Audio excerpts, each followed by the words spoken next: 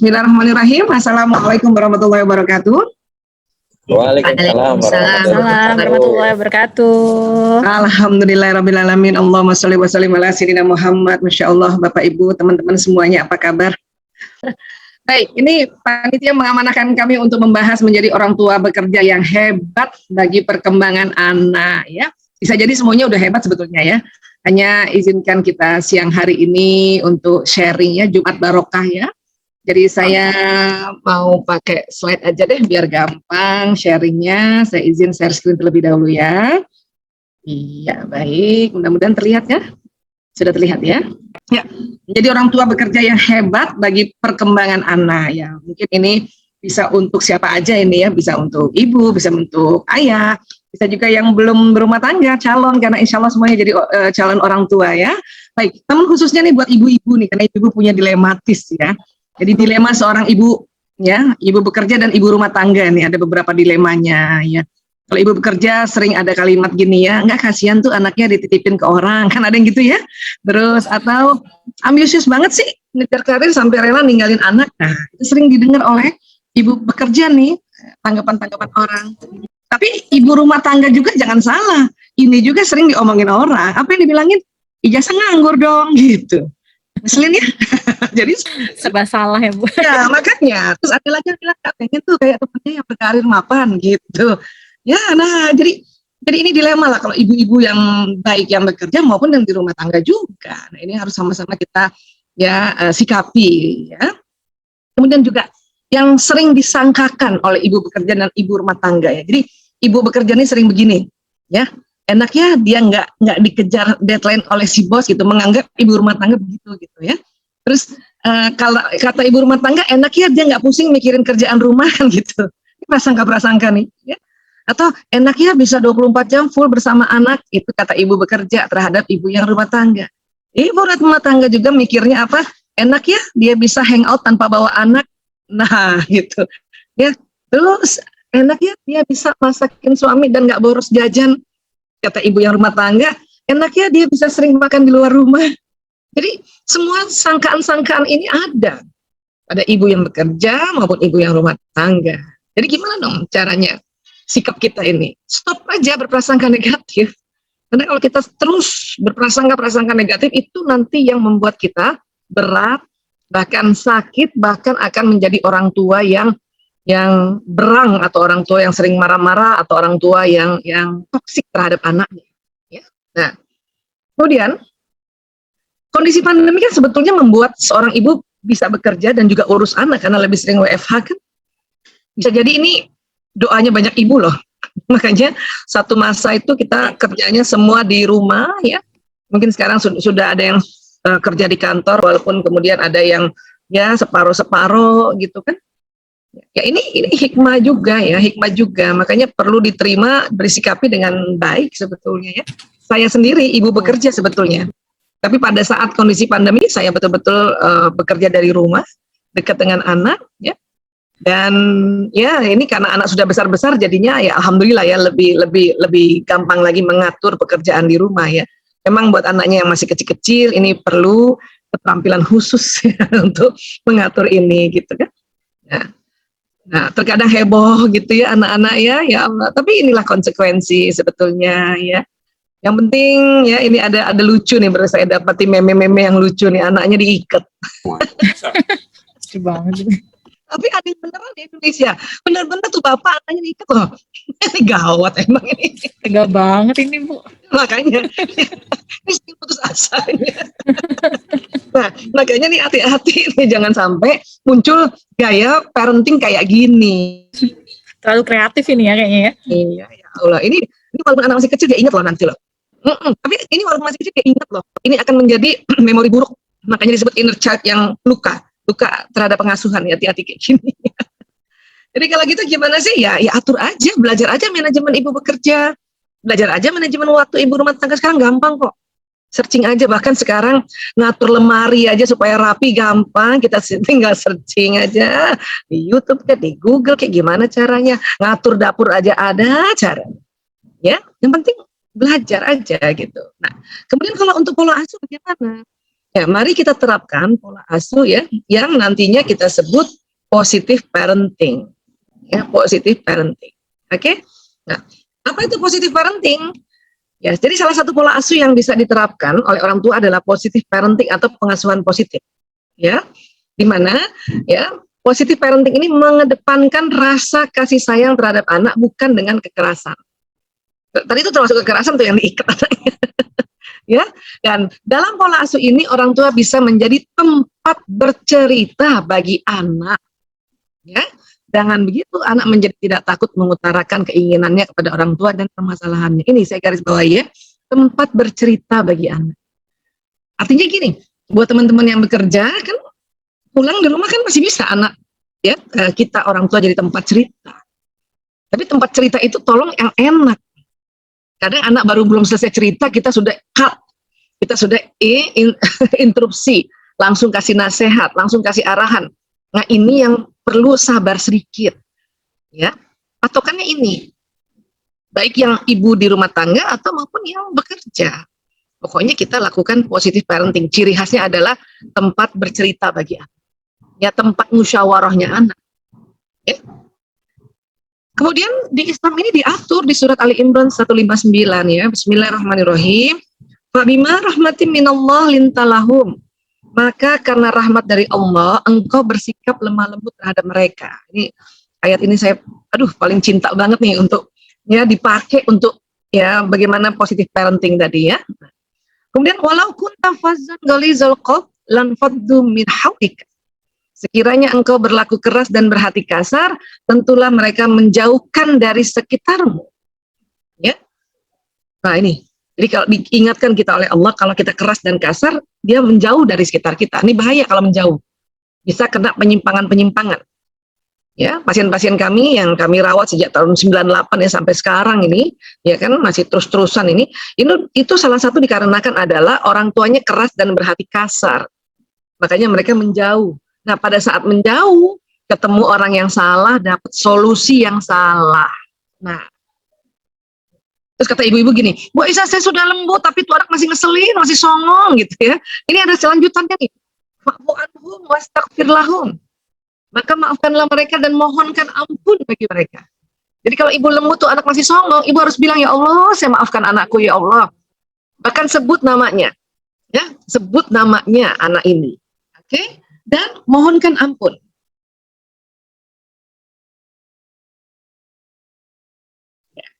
Ya, jadi maafkanlah mereka dan mohonkan ampun bagi mereka. Ya, kemudian wasyawirhum fil amri. Ya, dan bermusyawarahlah dengan mereka dalam suatu urusan. Faiza azamta fatawakkal 'ala Allah. Dan kemudian apabila engkau telah membulatkan tekad, maka bertawakallah pada Allah. Innallaha yuhibbul mutawakkilin. Sesungguhnya Allah mencintai orang yang bertawakal. Ini ayat yang mengatur untuk kita bisa ya bermusyawarah, untuk kita bisa menjadi positive parenting, tempat ceritanya anak. Karena anak-anak itu kepengennya dia cerita, ada yang dengerin. Itu psikologi anak. Bahkan jangankan anak, kita juga yang dewasa seperti itu. Ya. Namun sebelum musyawarah itu ada 3 tingkatan yang harus atau 3 langkah yang harus kita lakukan. 1, minta sikap lemah lembut. Capek banget Bu Aisyah, minta lemah lembut. Ini udah diingetin sama Allah. Sekiranya engkau keras dan berhati kasar, mereka menjauh dari. Saya sudah 22 tahun lihat penyimpangan anak-anak, baik narkoba, LGBT, tawuran, ya, atau anak-anak depresi, itu karena orang tuanya keras dan berhati kasar. Makanya Allah ingatkan ini. Ya, dan lemah lembut ini rahmat Allah, harus diminta memang. Ya Allah, mohon lemah lembut, ya Allah, mohon lemah lembut. Kenapa? Karena orang tua ini kalau sama anak kandungnya tuh ya lebih sulit lemah lembutnya, malah lebih gampang lemah lembut sama anak orang lain, ya. Sama anak sendiri susah lemah lembut, sama ponakan aja, sama anaknya, ya, sama anaknya sepupu aja, lembut. Iya, betul. Iya, makanya harus minta. Jadi kalau ada orang tua ya sudah bisa lemah lembut sama anak, berarti itu rahmat Allah turun karena permintaan orang tua. Ya, itulah dalam pendidikan kita kerjasama sama bapak ibu guru. Jadi anak kita titip sama orang lain supaya bapak ibu guru lebih cepat senyumnya sama anak kita gitu. Tapi anak bapak ibu guru itu juga dititip sama bapak ibu guru yang lain, karena dia nggak bisa langsung. Ya, nah, oke. Terus sebelum kita musyawarah kita bilang, ya Allah, saya maafkan anakku ya Allah, sebut namanya dan mohonkan ampun ya Allah, ampuni dia ya Allah. Baru ajak musyawarah. Ini juga bisa dipakai buat teman-teman yang dari pulang kerja nih mau ke rumah, kan capek tuh. Di kendaraan bolehlah langsung pakai langkah-langkah ini. Istighfar dulu, astagfirullahaladzim ya Allah, astagfirullah. Ya, angkat capekku ya Allah, angkat penatku ya Allah, angkat kesalku, tadi ada masalah di kantor ya Allah, dan mohon lemah lembut ya Allah. Terus keinget anak kan? Keinget anak, terus ibu-ibu trauma nih, karena kemarin-kemarin anak-anak bawel, ribut lah, ngambek lah, macam-macam. Nah itu harus bilang tuh, ya Allah, saya maafkan anakku ya Allah, kemarin-kemarin dia ngambek sama saya ya Allah, ampuni dia ya Allah. Terus bayangkan nanti sampai di rumah seneng-seneng aja, anak-anak juga tenang. Ya, jadi sampai di rumah bisa langsung masuk ke musyawarah, ngobrol, dengerin tempat curhatnya anak. Dan ingat ya, dengarkan dulu anak-anak cerita. Nanti baru kasih saran kalau dia minta. Kalau enggak sih dengerin aja. Ya, nah ini yang dikatakan. Kemudian apabila engkau telah membulatkan tekad, maka bertawakallah pada Allah. Sungguh Allah mencintai orang bertawakal. Pada saat kita musyawarah sama anak, kadang-kadang ada negosiasi kan, terutama negosiasi bermain, jam bermain. Ya sudah nggak apa-apa, tawar menawar aja. Dan kalau sudah ada keputusan, tawakal, nggak usah ragu. Salah nggak ya? Salah nggak ya gue tadi ya? Salah nggak ya? Itu yang bikin salah, gara-gara ragu. Karena hasil itu tawakal. Dan Allah senang sama orang bertawakal. Ya, karena udah dikasih ikhtiarnya, langkah-langkahnya, ikhtiarnya untuk bermusyawarah, hasil tawakal dong, gitu. Karena banyak orang-orang ini, ibu-ibu ini, hasilnya nggak tawakal, jadi bimbang, pelin-pelan dan sebagainya. Akhirnya apa? Peraturan-peraturan yang diterapkan pada anak pelin-pelan, ya. Nah, kemudian dampak orang tua yang keras dan berhati kasar akan menjadi hyperparenting, ini yang bahaya, dan akan menjadi toxic parent. Ya, hyperparenting ini pola pengasuhan yang terlalu. Kita memang boleh disiplin, tapi jangan disiplin. Kita boleh ya punya peraturan yang fleksibel, tapi jangan terlalu fleksibel. Karena nanti akan jadi toksik. Ya, kalau terlalu disiplin nanti jadi otoriter. Terlalu fleksibel nanti jadi permisif. Itu akan membuat toksik juga. Orang tua yang membuat racun. Racun apa? Racun mental anak, terutama diracun memori inner child mereka. Karena memori inner child ini akan mempengaruhi ya kondisi sekarang setelah kita besar, mempengaruhi kesuksesan, mempengaruhi kita perkembangan, kita punya mental, bahkan pada saat menjadi orang tua itu mempengaruhi inner child memory. Ya, nah. Kemudian ini otak manusia ya, ini kita biasanya belajar tentang otak. Ini ada otak besar dan ada otak kecil ya. Kenapa sih kita jadi selalu kesel, jadi selalu marah, ya tapi kadang-kadang juga senang sama anak, kadang-kadang juga happy sama anak. Karena di dalam otak kita ini nih, ya, ini kan otak dari samping kiri ya, ada otak besar, ada otak kecil. Kemudian dilihat dari atas nih, saya sering banget modul-modul saya selalu digambar otak ini ya, supaya kita ingat kita punya otak. Kadang-kadang kita suka lupa kalau kita punya otak. Ini dia nih, ya, otak ini banyak program di dalamnya. Ya, nah. Padahal di dalam otak ini, itu sebetulnya ada kelenjar bahagia. Ya, kelenjar yang menghasilkan hormon bahagia dan cinta. Ini dia namanya kelenjar pituitary. Dia di bawah dasarnya otak. Di sini hormon bahagia dan cinta itu ada. Tinggal kita stimulasi. Pulang kantor, barangkali lagi kesel di kantor, pengen pulang nih, ya. Kita berharap supaya nanti kalau ketemu anak atau ketemu pasangan hidup di rumah kita bahagia dan penuh cinta gitu. Ya. Tapi di perjalanan ini kita ya tidak sempat lagi nih untuk mengganti tadi rasa kesel, rasa marah. Ya, dengan ya rasa bahagia. Banyak orang mengatakan gitu, nggak sempat Bu Aisyah. Padahal di otak kita masing-masing itu ada tempatnya hormon bahagia dan cinta. Ini teh gampang, cuman tinggal diucapin aja dia bisa keluar. Ya. Nah, dari otak ke badan ada sistem saraf yang membawa pesan dari otak. Ini bentuknya kayak kabel listrik soalnya. Jalan di sumsum tulang, nanti dari tulang belakang jalan ke seluruh tubuh, namanya saraf tepi gitu ya. Nah, jadi kayak gini, dan ini nih sistemnya kayak kabel listrik, dia bawa pesan. Dari apa? Dari apa yang diucapkan, dari apa yang dilihat, dari apa yang didengar, dari apa yang dipikirkan. Makanya hati-hati mengolah pikiran, ya, yang negatif-negatif segera buang aja, banyak istighfar. Jadi dalam perjalanan dibuang, astagfirullahaladzim, astagfirullahaladzim. Baca hal yang baik-baik aja, nggak usah baca hal yang buruk-buruk, gitu. Dengerin yang baik-baik aja dan ucapkan yang baik-baik. Makanya dalam Islam kita setiap langkah melakukan sesuatu, kita diminta baca basmalah, bismillahirrahmanirrahim. Dengan nama Allah yang maha pengasih, lagi maha penyayang. Ini jalan pesannya ini. Jalan ke otak, jalan ke seluruh tubuh. Ya. Makanya apa? Makanya kelenjar pituitari yang ada di otak pada saat kita melafazkan bismillahirrahmanirrahim, sistem saraf bawa ke otak, ini nanti hormon bahagia dan cinta masuk pembuluh darah. Nanti dia jalan dulu ke jantung, jantung nanti memompa seluruh tubuh. Nanti pelan-pelan perasaan kita enak. Pelan-pelan kita yang tadinya pegel-pegel, hilang pegelnya. Dengan mengucapkan bismillahirrahmanirrahim. Asal mengucapnya tumaknina, jangan cepet-cepet. Kalau cepet-cepet nggak ngerti nih sistem saraf, apa dibilang ini. Ya, bismillahirrahmanirrahim. Tambah lagi sekarang pada saat basmalah, bayangkan basmalahnya ini jalan di sistem saraf, jalan ke otak, dan kemudian kelenjar pituitari menghasilkan hormon-hormon yang bahagia, hormon cinta, kasih sayang, dan sebagainya. Dan bahkan ini menghasilkan hormon penghilang rasa sakit. Ya. Saya yakin teman-teman semua pasti dari kecil basmalah. Tapi sekarang bayangkan, karena apa? Pada saat kita membayangkan, kita mengaktifkan otak kanan kita. Pada saat kita mengaktifkan otak kanan, tubuh ini bekerja jauh lebih cepat. Dia jauh lebih cepat. Kemudian apa lagi? Ya, nanti kita terasa tuh di kolbu kita tuh, di dada kita tuh, ya deg-degan, rasa sayang kembali, rasa senang, atau rasa rindu banget udah pengen cepat sampai rumah, gitu ya. Nah, dan juga perlu kita lafazkan, Bunda sayang sama kamu nak. Bahkan sebelum ketemu saja dalam perjalanan, ya ini nanti kita lihat kenapa dalam perjalanan harus kita lakukan. Kita hadirkan itu anak dalam pembayangan kita dalam perjalanan. Kita bilang Bunda sayang sama kamu nak. Kalau anaknya lebih dari satu, sebut satu-satu namanya. Ya, sebut satu-satu. Pertama, apa yang terjadi pada diri kita, keluar hormon bahagia dari pituitari, jalan di badan. Nanti ini dipompa ke seluruh badan, akhirnya seluruh badan enak, nyaman. Jadi kita sudah siap ketemu anak. Begitu juga ibu-ibu yang di rumah. Ya, sering-seringlah mengatakan ini, baik langsung kepada anaknya atau dalam pembayangan pada saat kita sedang merenung atau habis sholat. Ya.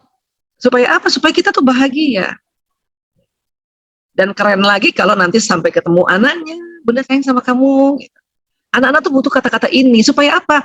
Telinganya mendengarkan kata-kata ini, maka dari telinga yang dia mendengarkan kalimat-kalimat indah ini, keluar juga dari otaknya dari kelenjar pituitari hormon bahagia. Apalagi pas dia lihat mata ibunya senyum, ketawa sama dia. Gitu. Walaupun sekarang karena pandemi, tentu sampai di rumah nggak boleh peluk dulu, ya.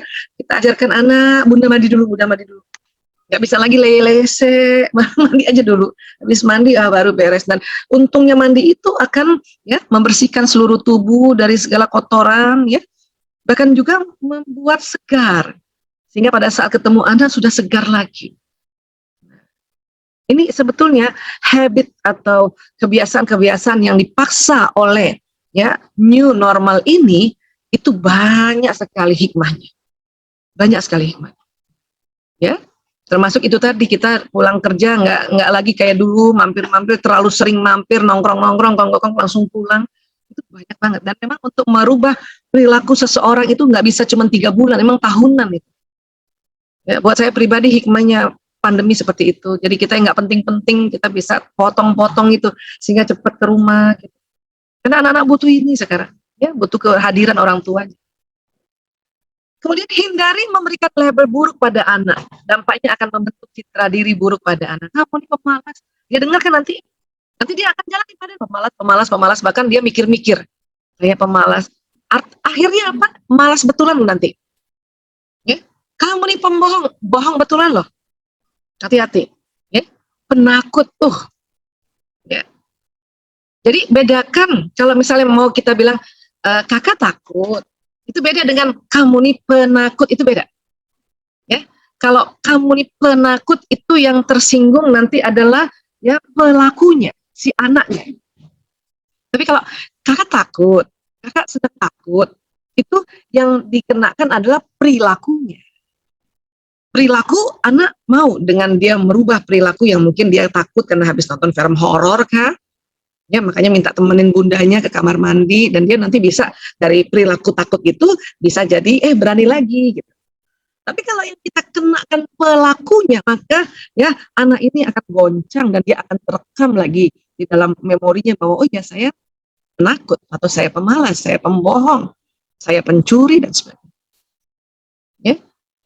Dan kadang-kadang kan orang tua nih, ya, ibu-ibunya suka bilangin anak, kamu kakak sih kenapa sih kan jadi pencuri sekarang? Padahal anaknya cuman ngambil uang di tas ibunya karena dia terlanjur beli es krim, ibunya lagi di kamar mandi, lama banget keluarnya, tukang es krim juga marah-marah, maka anak ya terpaksa ambil uang di dompet ibunya, di dalam tas ibunya untuk bayar tukang es krim itu.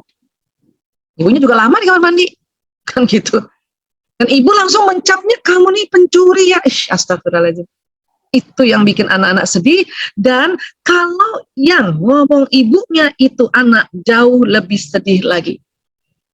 Kenapa? Karena sistem saraf anak sama dengan sistem saraf ibunya. Ya, kalau tetangga yang jelek-jelekin dia gitu, atau budenya kah, atau bahkan mungkin kakek neneknya, ya, yang yangkungnya nggak terlalu sedih. Tapi kalau bapak ibunya, wabil khusus ibunya yang ngomong, dampak di memorinya nih kenceng banget, ya, terekam dan jalan terus. Walaupun kan ibunya udah ketawa-ketawa, tapi itu ya kalau ibunya belum minta maaf, ini memori tadi yang terekam bahwa ibunya bilang pemalas, dia jalan terus di pemalas. Akhirnya ya betul-betul kita dapati anak seperti apa yang kita label. Ini bahayanya melabel. Habis dia susah sih, nah susah betulan nanti. Apalagi kalau kita ngomong langsung sama anak, kamu nih ya susah banget dikasih tahu, susah banget ini jalan di mana nih, susah banget dikasih tahu, maka susah. Kamu kalau main aja lama, kalau disuruh kerjaan tugas saja, ya susah. Itu dia akan terjadi ya rekaman-rekaman di dalam otaknya dan jalan terus di sistem saraf. Walaupun sebetulnya sistem saraf ini sudah Allah buat satu ketetapan atau hukum alam, kalau hal-hal yang didengar negatif, yang diucapkan negatif, dilihat negatif, itu kalau belum sampai 3 kali lebih, dia belum jalan. Ya, anak misalnya ditegur ibunya tentang perilakunya. Ya, kamu kok kalau ngerjain PR lama ya nak? 1 kali dia belum jalan. Tapi bunda ngomong ini berulang-ulang, maka jalan di badan, maka anak akan terus mengerjakan tugasnya lama. Bunda juga harus tahu watak anak. Memang orang-orang atau anak-anak yang introvert, dia bukan lamban karena malas, bukan. Dia sedang pikirkan, sedang ditimbang-timbang, makanya baru mau akan mengerjakan pekerjaan setelah dia timbang-timbang dan pikirkan. Itu bukan hanya pada anak-anak. Kita aja orang dewasa yang wataknya introvert, mengambil keputusan itu butuh waktu untuk pertimbangan. Bukan lamban, bukan malas, atau bukan lelet. Kebalikannya lagi watak yang namanya ekstrovert, yang apa-apa mau cepat. Makanya anak-anak yang ekstrovert itu dia belum pikirin, dia udah ambil keputusan. Dia belum timbang-timbang, dia udah mau ambil keputusan. Jadi istilahnya terburu-buru. Kamu nih buru-buru banget sih jadi anak. Itu sebetulnya karena watak bunda. Jangan dikasih label itu. Bilang saja, anak bunda yang ekstrovert, ya kalau apa-apa maunya cepat. Sekarang coba pelan dikit aja nak. Pelan dikit aja. Atau kebalikan kalau ini anak introvert, anak bunda yang introvert, apa-apa dipertimbangkan, cepat sedikit ya nak ambil keputusan, cepat sedikit ya nak ambil keputusan supaya badan mereka mengikuti apa yang kita ucapkan. Ya? Nah, begitu juga orang dewasa, kalau kita punya teman yang introvert itu dia bukan males, bukan lelet, bukan apa, dia lagi mikir, ditimbang-timbang. Maka kalau teman kita misalnya di sebelahnya, ayo dong cepetan dong, cepet dikit, ayo come on, cepet dikit ambil keputusan gitu. Kebalikannya kalau teman kita ekstrovert yang terlalu terburu-buru, sampaikan please, pikirin sebentar aja, baru ambil keputusan. Itu untuk apa? Membalancing watak yang memang sudah ada di otak itu. Ya. Kemudian kita perlu ingat bahwa di otak kita ada otak emosi. Ya, saya sering banget di Muamalat dan Al-Wiqayah cerita tentang otak emosi. Dia persis di tengah otak ini. Ini disebutnya otak mamalia ini. Anak-anak juga punya otak emosi. Ya, nah ini kurang lebih bentuknya kayak gini, persis di tengah otak ini, otak emosi ini. Bahkan kata ahli saraf mengatakan, intinya otak adalah otak emosi. Makanya mengapa kita perlu kelola emosi. Tapi bagaimana mau mengelola kalau nggak tahu tempatnya di mana, nggak tahu cara kerjanya bagaimana kita mau mengelola. Ya, Makanya ini saya ingatkan kembali, pernah saya sampaikan bahwa manusia ini ada otak emosinya disebut sistem limbik. Bahkan hewan golongan mamalia juga punya otak emosi. Anak-anak juga begitu. Ada emosi dasar pada anak-anak ini, ya. Tentu kalau emosi ini bukan hanya negatif, ada yang positif juga, yaitu emosi senang. Yang negatif itu sedih, takut, marah, beserta varian-variannya nih, varian-variasinya ya. Ada sudah pada anak. Bahkan otak emosi sudah bekerja pada saat janin dalam rahim seorang ibu. Nah, kalau ibu hamil sedih, maka itu bayi cepat sedih. Itu janin cepat sedih. Besarnya jadi cepat sedih. Ya. Makanya nanti buat teman-teman yang masih muda, yang belum menikah, satu saat insya Allah menikah, kemudian hamil, ya, bikinlah selalu suasana hati itu riang gembira, bersyukur, supaya terekam oleh janin ini. Dan kemudian nanti sudah melahirkan, ya ini kadang-kadang terjadi ya, belum lagi 2 tahun, udah hamil lagi. Maka please terimalah janin itu, karena banyak ibu-ibu tidak menerimanya. Ya, ngomel-ngomel, itu bahaya tuh, udah kerekam. Bahkan otak emosi sudah bekerja sejak telur seorang perempuan dibuahi oleh sperma seorang pria. Waktu dia di zigot, dia sudah merekam. Saya menemukan anak-anak narkoba bermasalah, kalau kita hipnoterapi, itu dapatnya itu pertama kali kesedihannya waktu dalam rahim ibunya. Maksud ibunya mau menggugurkannya, karena habis anak yang pertama belum 2 tahun, Bu Aisyah. Saya masih sibuk, saya masih kerja. Oh, banyak alasannya, blablabla. Tapi apa yang terjadi itu anak jadi merekam itu semua, dan kasihan. Akhirnya kalau udah kena narkoba, susahnya dibetulin lagi. Udah kena LGBT, susahnya dibetulin lagi. Ya. Nah, ini jadi please kita harus paham juga tentang emosi. Ya. Kemudian ada juga batang otak pada tubuh kita atau pada otak kita masing-masing. Nah, batang otak ini yang suka ngeyel. Kalau misalnya dia tegang, kita ada penolakan, denial, bangkang. Ya, kita juga gitu. Dikasih tahu suami, nolak. Nah, itu berarti batang otaknya lagi bekerja. Suami juga dikasih tahu istri, nolak. Nah, itu batang otaknya bekerja tuh. Lagi tegang dia ya. Anak juga begitu. Apalagi lagi pandemi kayak gini ya. Udahlah ibunya marah melulu, batang otaknya tegang. Loh, kenapa sih Allah ciptakan batang otak ini sebetulnya? Ya, fungsi aslinya adalah melindungi tubuh manusia dari serangan-serangan luar, serangan binatang buas, serangan manusia buas, alam ya, tiba-tiba banjir, tiba-tiba gempa dan sebagainya. Ya, nah jadi sekali lagi ya, ini batang otak ini sebetulnya melindungi kita, tapi pada saat kita pandemi ini ya, batang otak tegang walaupun kita tidak di luar rumah, di dalam rumah tegang, ya, khawatir terus. Nah, kalau batang otak tegang ini, 2 respon tubuh yang dilakukan, fight or flight, serang atau kabur. Makanya disitulah orang tua suka nyerang anak, anak juga nyerang orang tua. Atau orang tua masa bodoh, dia flight karena batang otak tegang ini. Ya, anak juga masa bodoh amat lah gitu. Apa yang disuruh ibu aku, bodoh amat. Karena batang otak tegang. Hati-hati kondisi pandemi ini. Ya, makanya mengapa kita perlu sekali mengenal otak kita sehingga ya walaupun kita tahu ini tegang, kita rilekskan. Caranya apa itu tadi? Tarik nafas panjang, istighfar berkali-kali. Ya, kita ingat Allah, kita sebut ya Allah, astagfirullahaladzim. Kita istirja, innalillahi wa inna ilaihi rajiun. Ini batang otak akan jadi rileks. Ya, rileks sehingga ya ilmu-ilmu yang di otak depan yang selama ini kita belajar ya mungkin seminar kah, webinar kah, taklim kah, atau dinasehati oleh pimpinan kah, jadi ingat lagi kalau batang otak dan otak emosi rileks ya. Kalau tegang lupa tuh ilmu, lupa. Biarpun rajin seminar tapi kalau lagi tegang itu ilmu lupa sementara. Ya, terblokir. Ya. Kemudian anak bosan. Ya itu tadi karena ada batang otaknya. Bunda, aku bosan.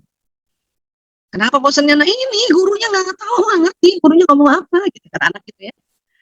Bunda aja langsung telepon gurunya. Pak guru jangan gitu dong kalau ngajar. Ini anak-anak bosan nih. Anak tahu tambah marah Bun. Bunda kenapa kasih tahu Pak guru? Aku kan cuma bilang aku bosan. Gitu. Dan anak-anak kan malu juga Bun. Takut juga nanti digencet sama gurunya. Kadang-kadang guru juga manusia, kadang-kadang kalau diserang. Tapi gurunya ngajarnya nggak enak Bu Aisyah. Nah itu menegurnya ada jalurnya itu. lewat komite kah, lewat PO, jangan telepon langsung. Jadi anak-anak bosan itu yang dia inginkan adalah orang tua memahami bahwa mereka bosan. Bunda, aku bosan. Kita cuma validasi aja. Kakak bosan ya. Bunda juga kalau jadi kakak bisa bosan, dia pasti bosan. Kita perlu sama dia, berempati pada dia. Supaya dia setelah ngomong aku bosan, udah nggak bosan, Bun. Jadi batang otak ini, kalau dia tegang, terus kita omongin, aku bosan, itu udah nggak bosan lagi dia. Udah relax lagi. Cuman karena anak-anak ini masih kecil, belum lagi sering istighfar, belum lagi belajar banyak taklim, maka dia ucapin bosan itu. Kalau kita kan langsung istighfar kan gitu. Itu bedanya anak kecil sama orang dewasa. Jadi kalau anak seperti ini, validasi emosi pada anak. Kakak sedang sedih ya, gitu. Ya, atau adik marah sama kakak. Ini namanya validasi emosi, ya. Adik sedang kesal ya. Jadi anak itu diajar atau belajar mengakui dan menerima kondisi emosinya saat itu. Supaya dia tahu, oh kayak gini namanya sedih, kayak gini namanya kesel, kayak gini namanya marah. Gitu. Inilah yang disebut pembelajaran kecerdasan emosi. Karena sekarang orang yang paling penting itu ya emotional intelligence-nya bagus. IQ tinggi, tapi EQ-nya emotional intelligence-nya rendah, nggak beruntung dalam kehidupan. IQ biasa-biasa aja, tapi emotional intelligence kita ya, senantiasa kita belajar dan mau berusaha selalu baik, mengatur, mengelola emosi, maka beruntung dalam kehidupan. Nah sekarang anak-anak kita ajarin dari kecil, kalau kita kan belajarnya baru gede, baru tahu emotional intelligence itu. Ya. Nah, ini yang harus kita ajarkan anak-anak dengan caranya begini aja. Kemudian ini menurut Ibu Eli Risman, ya, saya suka sekali ini, beliau katakan ini. Ada gaya populer komunikasi yang menimbulkan ketidaknyamanan. Apa itu? Gaya memerintah. Cepetan, itu aja lama banget sih. Terus anak nggak seneng loh, Bun. Jangankan anak, pasangan juga nggak seneng. Ya, istri ngomong sama suaminya, ayo cepetan dong, gitu aja. Itu tuh langsung tersinggung loh, Bun. Nggak bikin dia jadi lebih cepat. Kenapa sih nggak bilang lebih cepat ya nak ya, cepat sedikit ya nak ya? Nah itu lebih enak. Kemudian gaya apa? Menyalahkan. Tuh kan, aku juga bilang apa? Ini nggak suka anak-anak. Ya, jangan nggak suka, orang dewasa juga nggak suka. Nggak usah nyalahin. Ya, karena orang anak itu tahu kalau itu salah. Ya, sampaikan aja ya. Nah, ya menurut Bunda itu keliru. Ya, di sini Bunda ajarin. Nah, gitu kan enak. Terus apa lagi? Meremehkan. Masa gitu aja nggak bisa sih? Ini nggak suka nih, orang siapa aja nggak suka dengan meremehkan. Masa gitu aja? Nah, ada masa gitu aja, ini harus dikurangi atau harus dihilangin nih. Ya. Kemudian apa lagi? Membandingkan. Kenapa sih kamu nggak bisa kayak kakak? Kenapa sih kamu nggak bisa kayak adik? Nggak suka nih. Dan cilaka istri-istri marahin suaminya gitu. Kenapa sih kamu nggak bisa kayak suami di sebelah? Itu suami-suami marah tuh kalau dibandingin. Marah dibandingin. Ya, Irma ya jangan banding-bandingin. Ya Allah. Iya. Udah nggak usah ngebandingin. Terus apa lagi? Melabel. Kamu penakut amat sih nak? Atau kamu penakut amat sih mas? Nah ini kan tadi udah penakut awalan pe aja melabel, apalagi pakai amat sih. Nah, udah pakai penakut amat sih. Ini orang nggak suka nih. Ya. Kemudian mengancam. Kalau kamu nggak mau bantuin, awas ya. Kalau nggak mau makan, awas. Paling sering itu kasihan ya, polisi sama dokter biasanya, awas tuh. Ya, ada polisi. Kasihan banget, diancam-ancam. Ya. Nah, terus apa lagi? Menyudutkan. Makanya, nih paling nggak suka anak-anak denger ini. Kita dikit-dikit makanya. Lain dengan maka, itu lain. Kalau makanya, ini menyudutkan. Ya, sudah menyudutkan, ya, menyalahkan. Makanya, ya, Bunda juga bilang apa? Ini yang bikin anak-anak ini, ya, kesel. Dan ini bukan hanya ibu bekerja yang ngomong, ibu di rumah tangga juga sering mengucapkan gaya populer komunikasi yang bikin gak nyaman gini. Sama suami juga gitu, makanya ayah, kok itu jebelin. Kita aja yang denger nyebelin. Jadi teman-teman ini makanya ini harus kalau setiap mau bilang makanya telan ya, telan. Ganti, segera ganti. Ya, nggak usah pakai makanya, diam aja dulu. Ya. Kadang anak naik sepeda jatuh, Ya, terus kita ngomong, makanya ya jangan kenceng-kenceng, itu malah tambah nangis itu. Kadang nggak perlu kita ngomong, kadang-kadang kita nggak perlu ngomong. Ya, dia nangis kita lihat aja sambil kita ya kasih tangan kita untuk membantu, nggak usah ngomong, sambil senyum, dia tuh langsung rasa tuh ya menjadi langsung nyaman, bisa berhenti nangisnya tuh. Tapi dengan kata makanya, Bunda juga bilang apa, tambah nangis itu. Ya, latihan ya, ini kalau mau bilang makanya langsung telan, gigit lidah. Ya, memang sih kita pengen banget langsung kita nyudutin ya, tapi itu tadi, buat apa belajar kalau ilmunya nggak kepake, ya. Nah, kemudian menyindir, aduh, tumben nih. Ini juga bikin nggak seneng ini. Mau anak, mau suami, mau istri tuh, jangankan gitu, temen kerja kita bilang tumben, ya itu langsung tuh, yang tadinya feel good langsung bad, bisa langsung bad, apalagi kalau lagi menstruasi nih perempuan. Hati-hati. Ya, inilah gaya populer komunikasi yang tanpa terasa menimbulkan ketidaknyamanan. Dan kita harus ngerti ini. Makanya hafalin nih. Ya, nanti makalah saya bagikan ya ke Mbak Irma ya. Mbak Irma, bagi teman-teman yang mau. Baik, terima kasih Bu. Hafalin ini ya. Oke, berikutnya. Ya, nah, buat perempuan ingatlah bahwa kita ini ada siklus menstruasi. Ya, per 28 hari atau per 26 hari atau per 30 hari. Ini ada gelombang-gelombang hormonal. Ya, ini pada saat mens. Mens sampai kurang lebih hari kelima nih, hormon-hormon perempuan itu rata, terutama estrogen, progesteron rata. Ya. Sama satu lagi apa? Mau mens, 4 hari mau mens itu sudah mulai hormon-hormon drop turun. Ya, padahal estrogen progesteron ini untuk perempuan ini yang menambah rasa bahagia, rasa happy selain tadi kelenjar pituitary. Makanya kita harus aware sama diri kita. Kalau kita udah istighfar ya, udah istirahat, pokoknya udah segala cara manajemen emosi dipakai, kok masih kesel ya? Coba lihat ya, barangkali mau mens, coba punya catatan menstruasi nggak? Atau lihat muka, ada jerawat satu nih, tempat yang biasa dia timbul kalau mau mens. Itu aware bahwa mau mens. Makanya drop estrogen progesteron. Nah, ini udah nggak enak nih. Tapi karena kita tahu, jadi kita memaafkan diri kita. Oke, aku mau mens. Bahkan ngomong sama temen sekeliling kerja, aku mau mens sih kayaknya. Nah, karena semua perempuan sama perempuan udah mulai ngerti nih. Bahkan kadang-kadang ya, kalau yang sudah berumah tangga, sampaikan pada suami, ayah kayaknya aku mau mens. Pas udah mens, lebih lagi harus kasih tahu, karena ini ada rambu-rambu yang suami harus ngerti bahwa si istrinya lagi mens. Ya, kalau saya bukan masalah hanya berhenti hubungan suami istri sementara, tapi bahwa saya sedang mens, suami saya harus tahu bahwa tiba-tiba muka saya jelek, muka saya manyun, muka saya suara saya ketus, dia udah ngerti, oh dia lagi mens. Oke. Ya. Karena siapapun perempuan, bahkan pada saat pertama kali juga di waktu-waktu remaja, bahkan juga ya udah usia 40 tahun ke atas yang sudah mensnya bertahun-tahun, tetap aja pas di sini drop. Makanya yang punya anak perempuan nanti, yang anak perempuan remaja ya, kemudian dia sudah mens, pantang nasihati anak perempuan di kala ini mau mens atau lagi mens hari pertama sampai hari kelima. Batang otaknya akan tegang, maka akan denial. Ini juga yang terjadi pada saat teman-teman gadis-gadis ini, ya waktu kita gadis, waktu remaja, kenapa suka berantem sama ibu? Karena itu tadi, seorang ibu kalau anak perempuannya sudah mens, dia mulai ketakutan, makanya nasehatin tiap hari. Pas lagi mau mens dinasehatin anak perempuan, atau lagi mens, batang otaknya tegang, makanya bertekarlah.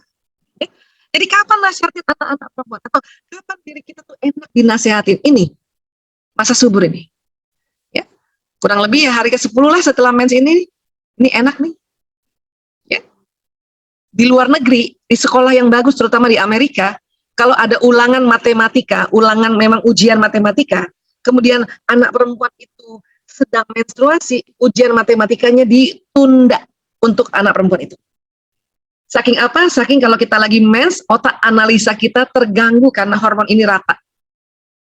Ya. Ini juga harus aware. Dalam bekerja juga begitu. Makanya kadang-kadang kalau pimpinan perempuan pas lagi pimpin rapat, kita juga harus aware. Saya aja kalau pimpin rapat saya harus aware. Paling nggak sekretaris saya harus kasih tahu saya lagi mens nih. Jadi pada saat rapat yang biasanya kalau rapat di masa subur ini ya dianggap bijak, tapi rapat di sini sama di sini bisa ketus banget. Bisa ketus, bisa kadang-kadang ngambil keputusannya ya jadinya terlalu terburu-buru dan sebagainya. Maka harus aware. Jadi biasanya nanti sekretaris saya ngasih tahu tim bahwa Bu Aisyah sedang mens, jadi kita maklumin gitu. Makanya saya kalau mau meeting itu lebih baik cari di waktu-waktu ini. Karena perempuan harus ngerti ini. Pekerja perempuan yang di luar rumah maupun yang di rumah tangga harus ngerti tentang ini. Ini mempengaruhi, bukan mengkambing hitamkan masalah siklus, tapi ini estrogen progesteron yang bikin perempuan bahagia itu emang sedang rata, sedang drop. Makanya perlu dicatat. Apa yang dicatat? Mens hari pertamanya aja dicatat. Bulan berikutnya mens hari pertama. Jadi nanti dihitung nih. Dari sini ke sini berapa siklusnya? Ada yang 26, ada yang 28. Ada yang bulan ini 26, bulan depan 28, bulan berikutnya 30. Tapi kita udah mulai ancer-ancer tuh. Ya, kalau misalnya 4 hari di sekitar sini nih, nah ini udah mulai nggak enak. Badan udah nggak enak, emosi juga nggak enak. Kalau langsung mens aja udah lebih jelas. Oke, pantesan aku mens. Tapi di sini nih kadang-kadang kita nggak ngerti nih. Ya, nah ini please. Belum lagi kalau nanti habis melahirkan masa nifas, ada baby blues, belum lagi nanti 45 tahun atau 47 tahun ke atas, ada premenopause, itu harus aware. Karena di situ ada perubahan-perubahan secara psikologis karena hormonal. Ya.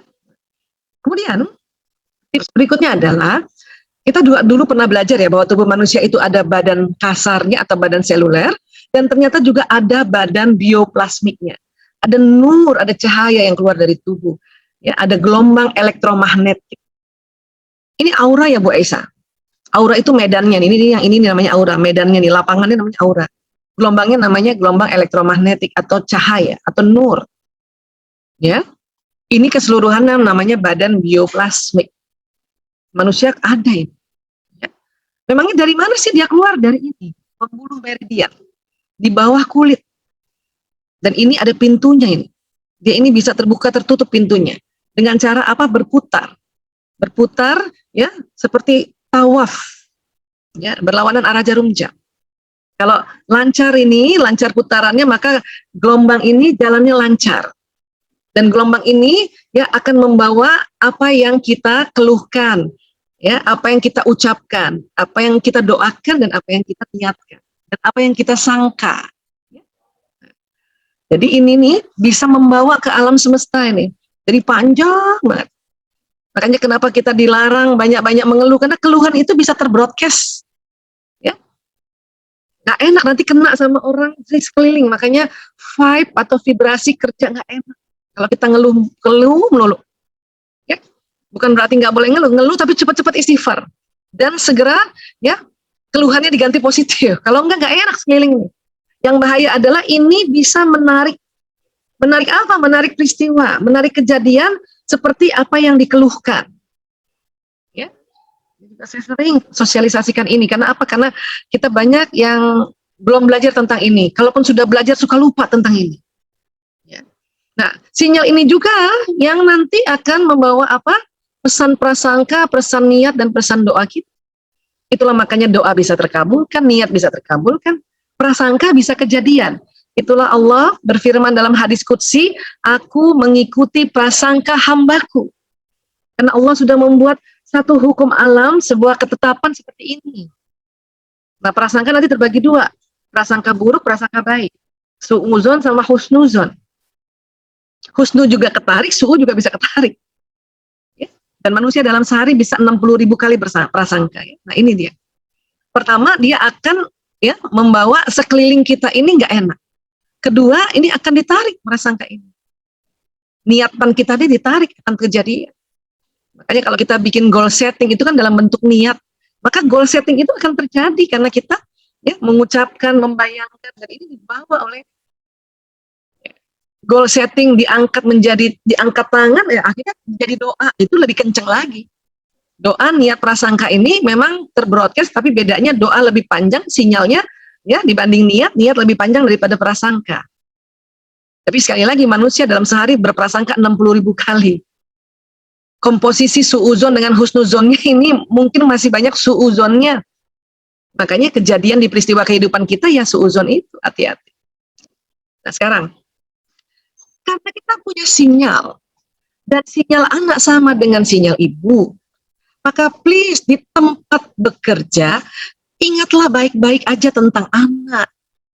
Karena sinyal ini akan datangi lagi anak.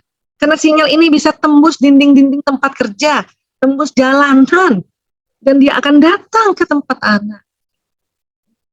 Sebagaimana sinyal, gelombang sinyal kita, pertemuan kita pakai Zoom ini kan, ya saya di mana, Mbak Irma di mana, Mbak Nova di mana, gitu kan, ya. Ini Zoom ini kan buatan manusia, itu aja kita percaya dan kita yakin dan kita pakai. Ini nih buatan Allah, ciptaan Allah. Makanya zaman dulu nenek kita tuh suka bilang gini, kalau kita misalnya kerja jauh atau harus pergi keluar kota, jangan ingat-ingat anaknya, nanti anaknya rewel. Ada tuh kan nasihat kayak gitu ya, siapa yang sering pernah dinasihatin kayak gitu tuh. Nah, boleh nggak ditambahin, jangan ingat-ingat yang nggak enak, ingat-ingat yang enak aja, ingat-ingat yang baik aja, ya. Kan udah kita kontrol misalnya pakai telepon, gimana sayang, gitu. Nah, dan juga kalau lagi telepon sama anak, ya, tolong hindari untuk tanya, ya, PR-nya udah dikerjain, tugasnya udah dikerjain, itu bikin kesel anak. Coba tanya, tadi main apa nak? Itu dulu tanya. Ya, main apa, sama siapa? Ya, senang mainnya. Ya, terus mainnya menang. Kalau mainnya kompetitif, ya, mainnya menang nggak? Baru nanya, tugasnya gimana? Udah diselesaikan? Nah, gitu. Itu yang bikin anak senang. Kenapa? Pada saat kita tanya permainan, otak anak ini penuh dengan tadi hormon bahagia yang keluar dari kelenjar pituitari karena kita tanya dulu permainan. Tapi kalau tanya tugasnya udah dikerjain belum? Terus suara kita gitu. PR-nya gimana? PR dikerjain belum? Ya Allah. Itu yang keluar bukan hormon bahagia yang keluar pada anak, atau hormon kortisol, hormon stres, hormon adrenalin, norepinefrin yang keluar dari anak ginjal di daerah pinggang. Makanya udah kesel duluan, nggak bakal dikerjain itu, batang otak tegang. Ya, jadi sekali lagi, dan tentu perbanyak doa pada saat teman-teman yang bekerja di luar rumah ini, pada saat ingat anak, langsung doa, ya Allah saya mohon ya Allah. Nginget-nginget memang sampai. Tapi kalau kita langsung angkat tangan, ya Allah saya mohon ya Allah, lindungi anakku Fulan bin Fulan, Fulana binti Fulan, ya Allah jauhkan dari mara bahaya ya Allah. Ya. Dia sehat ya Allah, sehat walafiat ya Allah, semua kerjaan dia kerjakan ya Allah, dia mau makan, ngomong gitu. Nah, tapi kalau sudah diangkat pakai tangan, jatuhnya doa, dan itu jauh lebih cepat lagi sampainya. Perkuat doa ini. Ya. Karena daripada ngeluh-ngeluh, abis gimana Bu Aisyah, saya begini, saya begini. Nah, hati-hati keluhannya sampai juga ke anak. Ya. Ibu-ibu di rumah juga perhatikan, karena sinyalnya lebih dekat lagi sama anak. Ya. Jadi apa yang dikirim ke anak? Kalau misalnya kirimnya bahagia, maka anak senang ikut bahagia. Makanya anak-anak rasa tuh vibrasi ibu. Tapi udah di rumah deket, yang dikeluarin kesel. Anak bisa kesel banget. Marah. Kalau di kantor masih agak jauh tuh sinyal. Kita kesel sama anak, kita di kantor masih agak jauh nyampenya. Ya, makanya ibu rumah tangga lebih dahsyat lagi sinyalnya. Itulah perlu banget untuk cepat-cepat ganti ya prasangkanya. Dan ingat, ini akan menarik peristiwa yang membuat tambah bahagia. Alhamdulillah ya, Masya Allah. Dan bukan hanya ibu, bapak juga begitu. Manusia adalah magnet, dan setiap detil peristiwa yang dialaminya datang atas daya tarik undangannya sendiri. Riset ini udah banyak sekarang ini. Bahkan di Al-Quran, di Az-Zariyat ayat 23, Bismillahirrahmanirrahim, Fawarabbis sama'i wal ard innahu lahaq mithla ma annakum tamtikun. Maka demi Tuhan langit dan bumi, sungguh apa yang dijanjikan itu pasti terjadi seperti apa yang kamu ucapkan. Jadi ucapkan yang baik dari mulut, ucapkan yang baik di benak kita, di otak kita, ucapkan yang baik di kolbu kita, dan ucapkan yang baik di tulisan. Kalau bunda chatting sama anak, ucapkan yang baik-baik yang menyenangkan. Ya, seorang istri chatting sama suami, chattinglah yang baik-baik dan menyenangkan. Suami juga begitu. Kenapa? Karena itu akan betul-betul terjadi. Terutama prasangka kita terhadap COVID ini nih ya. Kalau terus-terusan kita berprasangka, hancur nih dunia. Kalau semua orang itu pasti dengan cepat betul-betul jadi hancur. Ya. Oke lah, orang-orang pada ngomong gitu, tapi janganlah kita, biarinlah segitu banyaknya orang ngomong kayak gitu, ada satu orang yang masih berharap pada Allah karena Allah Maha segalanya.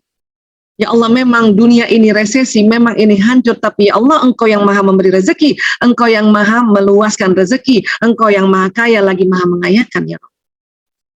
Nah, ini harusnya yang kita lakukan saat ini. Dikala orang-orang semua pesimis. Karena apa pengharapan kita ini terjadi, dan tadi ada sinyal. Ibu-ibu juga tanya, Bu Aisyah gimana ya? Sekolah-sekolah itu SPP-nya nggak bisa turun. Kuliahnya, uang kuliah nggak bisa turun. Nggak bisa, Bu, memang nggak bisa. Terus terang nggak bisa. Kenapa? Guru-guru juga perlu operasional. Dan bahkan gedung-gedung sekolah, ya itu kebutuhan operasionalnya lebih tinggi saat pandemi ini. Harus disterilkan. Disinfektan itu lebih mahal. Guru-gurunya harus dikasih, ya setiap mau ada pertemuan secara offline harus dikasih dana untuk tes swab antigen. Gaji guru nggak nyampe tuh. Makanya kita lah orang tua sharing-sharing ini. Makanya uang sekolah nggak bisa dikurangi. Itu harus disadari. Mending kita doa untuk lapang rezeki. Jadilah orang yang berpikiran luas. Jadilah orang yang kaya. Jangan juga udah guru udah sedikit gaji kita potong lagi. Oke? Nah, jadi sekali lagi ini terakhir ya. Sebelum kita mungkin masih ada kesempatan untuk ngobrol, diskusi ya. Jadi ini pembuluh meridian itu jalannya kayak gini dia, berputar. Kadang lamban, kadang cepat, ada 360, ini 7 yang utama. Lebih utama lagi bagian jantung, ini ngeluarin gelombang ini. Dia akan membawa pesan pikiran, pesan perasaan, pesan prasangka, doa, niat, dan sebagainya. Makanya ya pada saat kita misalnya di dekat dengan orang, tuh enak tuh, dengan orang yang positif itu, orang tuh dekat enak. Dalam bekerja juga gitu, kita dekat klien, bikin nih suasana. Dan pada saat berdoa, ini gelombangnya memanjang. Baik ayah maupun ibu, Masya Allah. Makanya juga para ayah, ya, kami tahu bahwa para ayah ini memang punya fungsi menjemput rezeki, ya, untuk menafkahi keluarganya. Tapi sekali lagi bahwa, ya, manusia ini bisa berdoa. Jadi para ayah tolong juga berdoa. Bahkan, ya, beberapa referensi mengatakan gelombangnya ayah apabila di luar rumah dia lebih kencang, lebih kencang. Jadi buat ibu-ibu juga nggak usah protes, kok ayahnya di luar rumah terus, ayahnya tugas terus, biarin Bu, karena doa seorang ayah di luar rumah itu lebih kencang. Doa laki-laki pada saat safar itu lebih kencang. Pada saat dia keluar rumah untuk ya menjemput rezeki, untuk menafkahi keluarganya, dia lebih kencang ini. Sebagaimana Nabi Ibrahim alaihissalam, pada saat Nabi Ismail alaihissalam sudah bersama ibunya Hajar di drop di Mekah, Nabi Ismail pulang ke Palestina itu, di jalan Nabi Ibrahim berdoa untuk Nabi Ismail dan istrinya Hajar untuk kota itu menjadi subur, makmur, sukses, dan kaya. Dan terjadi. Dan Ibrahim tidak di dekat anaknya, jauh. Apalagi dia kangen, rindu, dia jauh, dia doakan. Jadi sekali lagi para ayah, para ibu, ya gunakan sinyal ini untuk mendoakan. Ya mau nggak mau karena kondisi ayah bundanya ini bekerja. Ya. Jadi sekali lagi apabila kita bahagia maka akan ditarik peristiwa yang bahagia. Apabila kita bersyukur, maka yang ditarik adalah nikmat karena kita syukur. Dan apabila kita kufur, bangkang terus, ngeluh terus, maka yang ditarik azab, hati-hati, na'udzubillah min dzalik. Terakhir saya tutup dengan Ibrahim ayat 7. Bismillahirrahmanirrahim. Wa ista'azzana rabbukum la in syakartum la azidannakum wa la in kafartum inna azabi lasyadid. Dan ingatlah juga tak kala Tuhanmu memaklumkan atau memberitahu, ya, sesungguhnya jika kamu bersyukur, pasti aku akan menambah nikmat kepadamu, pasti. Ya.